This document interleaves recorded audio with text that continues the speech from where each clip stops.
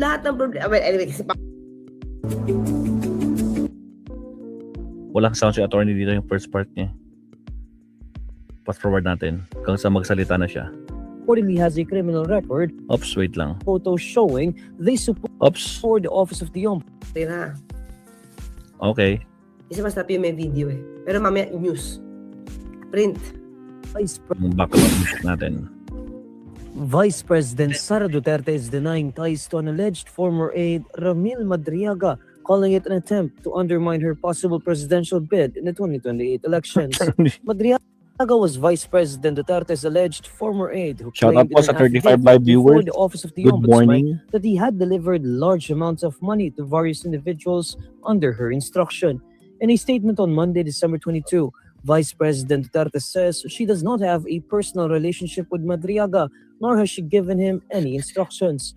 The Vice President refutes any imputation stemming from the photos showing they supposedly appeared together, saying that they were unrelated images taken during public events where she was present. The Vice President asserts that Madriaga has presented no evidence and offers only accusations. She adds that Madriaga's allegations amount to nothing more than noise. She also says that Madriaga, who reportedly has a criminal record, is now acting out of desperation to secure his release. According to the Vice President, Madriaga is now disseminating false statements to government authorities as part of a concerted effort to obstruct and undermine her possible candidacy for president. The Vice President's statement comes after one of Madriaga's lawyers bared that Duterte made 2 visits to Madriaga's detention cell at the Bureau of Jail Management and Penology facility in Camp Bagong Diwa, Taguig City. Okay, doon lang muna tayo mga clear ha. So, dito tayo sa words niya para basahin natin isa-isa. Okay. VP Sara, Madriaga's claims meant to derail my possible presidential run. Diba? Sinagot ba niya? Hindi. Yung mga binintang sa kanya? Hindi. Wala. Unahin natin to. Una, ang sabi niya, dito tayo I do not have personal relationship with Ramil Madriaga. Diyan tayo muna mga. I do not have personal relationship with Ramil Madriaga. So when we say personal relationship, it's more on something serious. Matinding pagkakaibigan, matinding amo, alalay, matinding mag-boyfriend, matinding, ay kumbaga, seryosong, bagman. Diba? Bagman talaga. Hindi nila niya personal relationship with Ramil Madriaga. Nor have I ever given him any instruction of any kind. At hindi ko ever, hindi niya ito ever inutusan ng kahit ano ba, bigyan sa instruction. Ito lang ba? Okay. Sige, hanapin nga natin para mas masano. Wait lang, makina. Diba? Ay, hindi rin. Hanap ko yung image Wala, hindi ko makita dito yung image. Kunin ko na lang ulit ito sa isa-isahin natin. Ito sa news. Para mas kompleto. Umpisa natin dito. Ayan, di ba? Dito mga karir, share ko muna. Okay, dito mo. Ito, di ba? I do not have personal relationship with Ramil Madriaga, nor have I ever given him instructions of any kind. I have never visited him in prison, nor have I spoken to him about anything at any time. Pansinin niyo mga ka-clear. May dininay ba siya na kilala niya si Madriaga? Sa words na yan. Di ba wala? Wala. Wala siyang dininay na hindi niya kilala si Madriaga. Sinasabi niya lang, wala kaming personal relationship. So, ano yung personal relationship na binabanggit niya? Bagman to amo? Siyempre, di-deny mo yun. Diba? So, ang sabi dito, ninang ka nung anak ni Madriaga, deny mo yun. Pero mga kung may picture to, o kaya nasa baptismal certificate na nasa church or saan man yan. Nandun ang pangalan ni Sara Duterte. Hindi niya makakaila. Pack Na Titan. ninong. Diba? Ay, no, ang ninong pala, si Madriaga, Madriaga. di ba? Si Madriaga pala yung ninong nung anak niya. Kung may picture yan, mahirapan siya. So, dininay niya ba yung pagiging ninong ni Madriaga sa anak niya? Or it's the other way around? Pero sabi parang, Madriaga, ninong sa anak ni Duterte. Ayan Nor have I ever given him instructions of any kind. So, hindi daw niya inutusan. Diba? So, sa words na yan, mga kaklear, ito sa words na yan. Any instructions. The vice president Wala, no? refutes any. Vice president refutes Madriaga, nor has she given him any instructions. Di ba? So, dito mga kaklear, never niyan dininay na kilala niya. Never niyan dininay na kilala siya ni Ramil. Wala lang silang personal relationship. Di ba? Wait lang. Kasi malamang, sinasabi niya dito personal relationship, bagman siya. Diba? So kasi pag sinabi natin personal relationship is a close, evolving bond between individuals built on emotional connection, mutual support, shared experiences, and intimacy. So, hindi naman niya nabanggit na hindi niya bagman. Diba? Nakalimutan niya Okay? attorney sabihin Hindi naman niya yun. nabanggit na hindi niya Lutang nabanggit pa rin na siya, lutang. yung isip. Diba? Hindi nabanggit ni Bibi Sara tungkol sa isip. Tapos, ISIP. Kaya na tayo dyan I have never visited him in prison, nor have I spoken to him about anything at any time. So, itong anything, anytime. Nung pwede ko bang isama dito yung anything, anytime na nagpa-picture sila at I have not, nor I have spoken to him. So, at the time na yung inauguration mo, nandoon si Madriaga. Pag ba nag-congratulate si Madriaga, di mo sasagutin? Okay, mahirap ito mga Creed. Very general to. Nor have I spoken to him about anything at any time. Diba? Mahirap i-prove yan. Next. Dito na tayo susunod The photographs he submitted are unrelated images taken during public events where I was present. These images do not support his allegations and merely show that he was present as part of an election campaign group. O di, okay na yun, di ba? Yun na talaga yung picture niya Sa picture niya na nakikipag online meeting siya. So, ang tanong ko, Online nadinig ba meeting. ni Pipi Sara na Video call sila, attorney. siya? Video baka call may sila. record pa doon si Madriaga. Putragis na video call yan. Di ba?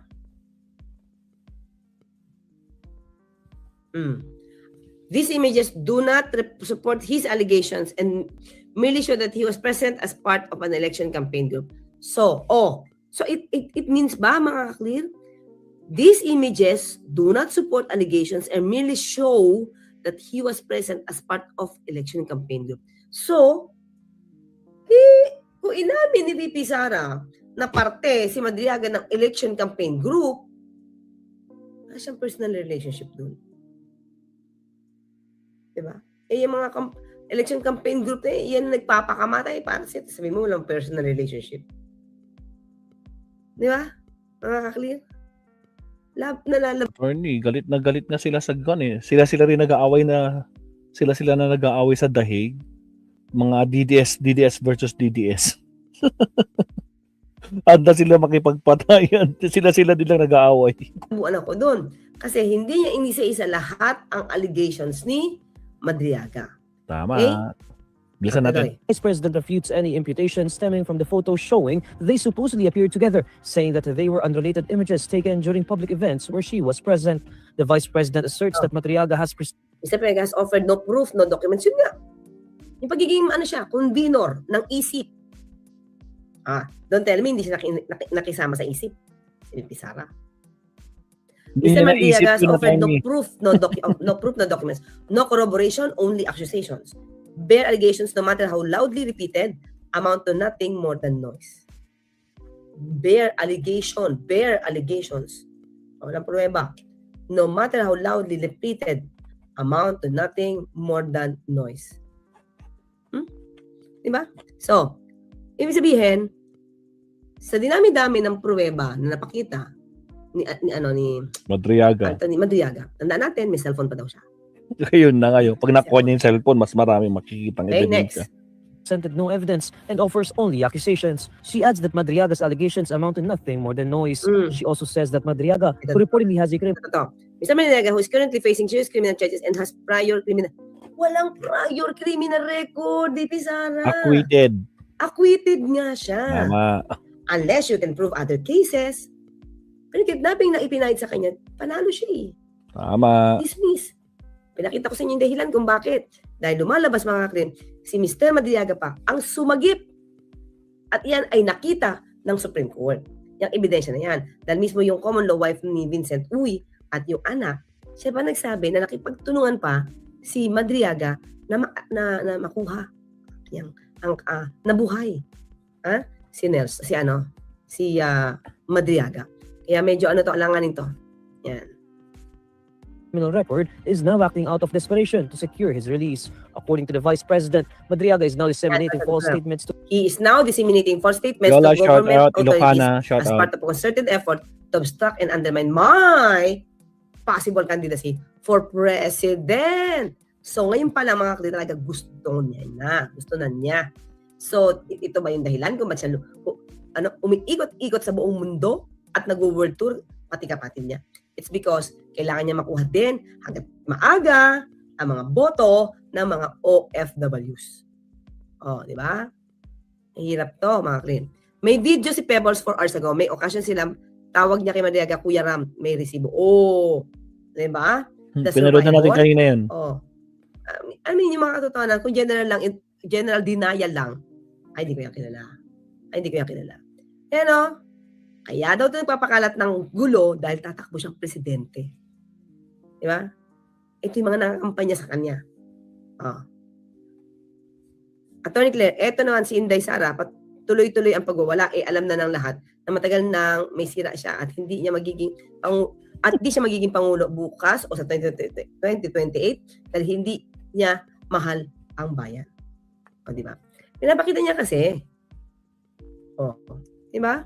Tignan mo mga katwiran, no? Sinisiraan lang ako niyan. Kasi tatakbo kung sabi niya, sinisiraan lang siya kasi tatakbo siya pagka-presidente sa 2028. Ang aga ng pamumulitika, nakita niyo. Hindi niya makatulong sa Pangulo kung paano ang dapat gawin. Di ba?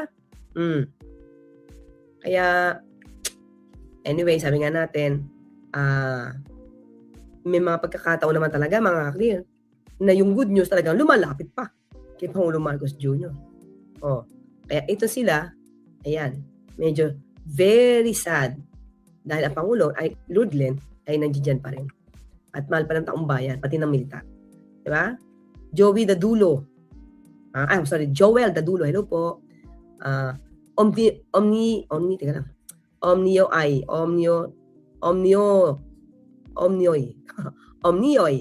Seryoso? Ay, Tagalog. Seriously? Ano ang bag niya para sa pagiging presidente? Mga actually, iniisip ko rin yan. Ano ginagawa niya ngayon? Samantalang Pangulo, lahat ng problema, well, anyway, si Pangulo naman talaga. Pero doon makikita yung sipag kahit Pasko, trabaho.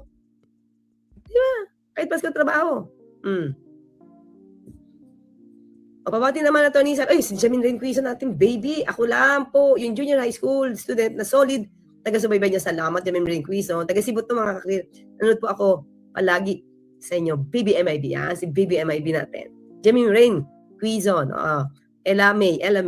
Diba? So, ito na lang mga kaklir, ulitin natin. Ang Vice Presidente, ang nasa utak, pagtakbo niya sa 2028.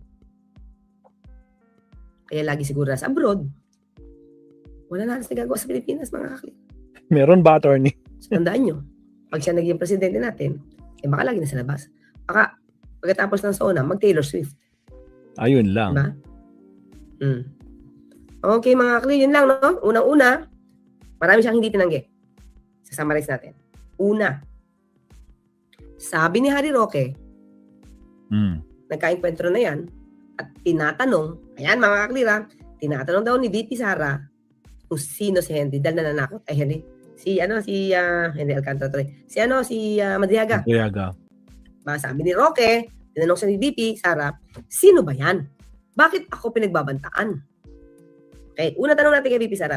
Yung pinagbabantaan, unang-una, hindi mo ba kilala? Ang tanong is, hindi mo ba kilala? Iba yung personal knowledge, mas malalim yan eh. Ang tanong, Mr. Presidente, hindi mo ba talaga kilala si Madriaga? Pangalawa, di ba? Hindi ba totoong inaanak niya yung anak mo? Or the other way around? Diba? Pangalawa yun, mga kaklira. Pangatlo, diba, sabi na Atty. Harry Roque, pinagbantaan daw ang buhay ni VP Sara. Mr. Presidente, total si Harry Roque nagsasabi na yan, na pinagbantaan ka daw ng yung buhay mo dito si Madriaga. Ang tanong, nasaan yung report ng security mo? Dami-dami mo security. Kaya Nagagawa ka nga. pa ng death threats? Kung totoo. Diba, mga kaklir? Nagagawa ka pa ng death threats. Oh. So, paano niyo pang madidinay ito? Ang dami-daming maaaring ipangontra nitong si Madriaga. Dahil syempre, pag kilala mo talaga to, saka sinasabi niya pala dito, wait lang, ito. Sinasabi niya dito na gusto niyang, ayan o, maliban yan, ito pa sinabi niya mga kaklir. Iaga, Madriaga recently asked, ayan pa, NBI to conduct forensic examinations of his cell phones to preserve data he says could support his claim. Okay, matapang. Ito ba meron dito eh? Saan na ba yun? Dito. Ito. She, VP Sara to, also said Madriaga appears to be acting out of desperation to secure his release from detention. Anong connect? And is attempting to obstruct and undermine the possibility candidacy for the president. Makakalitin mo desperation to secure his release from detention. Yung alin? May ambisyon itong si, ito, makikita mo dito, di ba? Napakalaki ng ambisyon nitong si VP Sara. Hindi na makakailap. Diba? Imagine, ito yung word na ginamit niya. Obstruct and undermine my possible candidacy for president. Siya pa lang ang nagdi-declare. Yung iba, nagtatrabaho. Pero siya tinatrabaho niya yung pangangampanya niya. At ito pa mga kliro, ginagawa lang daw ito ni Madriaga out of desperation to secure his release from detention. Paano? Kung may kaso doon mga kliro, dapat i-explain niya to. How? To make up stories? Like what your father did to Senator De Lima? Kagawa ng kwento? Kung sino-sino ang dadamputin? Mga clear. Madriaga, sa kwento niya, he's just not an ordinary Madriaga. Diba? Kaya nga pinapoforensik yung phone. Tignan niya yung phone ko. Nandiyan yung conversation. Kaya dapat mag-ingat itong NBI, mga kaklir. Baka, biglang mawala. Wag naman. Diba? Matino naman ang ano ngayon. Hindi neutral to. Hindi to DDS. Diba? Si ano nga, paano pagbibintangan pa eh? Si NBI. Para lang Si Jaime pa. Si Jaime na. Sa pagbibintangan ng DDS eh. Dahil kay Kwan yun. NBI director, di ba? Attorney, dahil kay Kwan yan, kay Pastor Kibuloy, di ba? Sabi niya. Di kung binigyan kayo ng pera or kaya di thank you. Sabi, thank you sir. Dahil doon nabansag ang DDS si Kwan. Si Kwan si NBI director Jaime Santiago. Dahil doon binibigyan daw sila ng pagkain tapos parang support ganun. Di thank you. Maalala ko yun, attorney. Para makagawa lang ng dahilan. Hindi niya sinagot mga kaklir. Hindi niya sinagot yung issue. Bagman. Ado siya inutusan. Very general. Ninang. Or anak yung anak. Ninong-ninang. Ba? Isip. Don't forget. Convener ng isip. Pero sinabi niya dyan. Dito. Leader ng isip. Sa istoryang ito mga kaklir. Sinabi naman niya na parte siya ng isip. Campaign team. Diba? So, may relationship. Diba? O, tingnan lang, isa lang. Ito, mga kuya. Baka Gusto daw na-amnesia siya, makawala. attorney. Mga ka-clear. Ito Baka naman sa na-amnesia akin. siya. Dapat tignan ng korte ito. Kung talaga naman sinabit lang, kung talagang sinabit lang to, ginawan lang ng kwento, ginawan lang ng kwento parang si Leila de Lima. Ito pa, hindi makapagsalita at hindi makatulong laban kay Harry Roque sa land grabbing. Diba? Yun ba yun? Para patahimikin? Ay ginawa ng kaso? Pinilantahan ng ebidensya? Kung ganun mga kapatid, dapat maging meticuloso yung court. Not for anything else. Sila ang magtingin ano yung klase ng kanilang witnesses laban sa mga Madriaga. Laban kay Madriaga. Ito mga clear, may sinabi siya dito. Ay, dito. Dito pala. Sa inyo, yung part ng campaign. Diba? Yan. These images do not support his allegations and merely show that he was present. Inadmit niya, part ng election campaign group. Kilala niya. Ito. So, mga clear, he was there. As part of the election campaign group. So, it means, inikilala niya ang papel ni Madriaga sa pangangampanya para sa kanya. So, hindi totoo yung sinasabi ni Harry Roque na hindi kilala ni VP Sara at sinasabing, sino ba yan? Bakit niya ako pinagbabantaan? Ba't niya ako tinitreten? Wala, di ba? Sa statement na yan, may threatening ba? Wala. Kilala. Part ng campaign. Team. Bistado, attorney. Ano na naman? Sino naman ang fake news peddler nito? Gumagawa na naman ng kwento para iligtas si Vice Presidente. Sa sagot niya, mga klira, tingnan nyo, sa sagot niya, wala man lang nabanggit na hindi ko yan kilala. Saka pinagbabantaan ang buhay ko niyan. Wala. Harry Roque, wala. Diba? Di bang kagad, attorney? Maliwanag. So, general denial. Pero yung pagkakakilanlan, part ng campaign, wala. Okay, mga clear, yun lang. Para Alright. makita natin ba't hindi na siya sumagot sa katagal-tagal. Parang ang hirap i-deny na magkakilala sila. Hindi naman niya dineny eh. Contrary to what Harry Roque said. Nandun niya kilala. Contrary. Ayan. Okay, thank you so much. Attorney Rosaline here from New York. Salamat, attorney. Actually, attorney, si Pugante, namumroblema siya ngayon. Ito, pakita ko sa inyo. Pinaproblema ni Pugante ngayon ang kanyang sarili dyan sa Vienna. Wait lang, patalastas mo na to. Okay guys, sa mga bagong pasok dyan guys, baka naman, no? Huwag kalimutan mag-like and subscribe. Baka naman. Pakita natin si Harry Roque, mga kabsat. Ito si Harry Roque, mga kabsat. Former presidential spokesperson Harry Roque was reportedly seen in Vienna, Austria, amid claims surrounding his immigration status.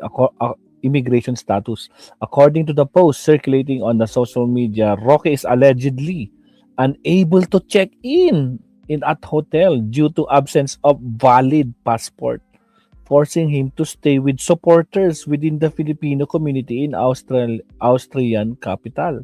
Photos and videos shared online show Roque walking around the public areas in Vienna, including Keplerplatz and near Saint Stephen Cathedral. The sightings have fueled criticisms over overseas Filipino groups, some of whom claims a petition is being prepared urging Australian authorities to reject any asylum applications linked to Paktay kapag yan. Ako po. They argue that Roque is not a victim of political persecution but it's allegedly avoiding accountability in the Philippines. Yan eh. Pag sinasabing accountability, wala na. Wala sa wala sa kanilang linya. No accountability at all. Putragis. Siya, next topic tayo, Mabsat. Ako siningit ko lang itong si Harry Roque, Mabsat, no? Nako po. So, grabe, no? Paano ba yan? No? Hindi niya ma-deny na hindi niya talaga kakilala si Madriaga. Paano itong si Pugante ko, ano kasi pinagsasabi. Nako po. Alright, subtopic tayo, Mabsat. Countdown muna tayo. Again, sa mga bago pasok, huwag kalimutan mag-like and subscribe, Mabsat. 30 seconds.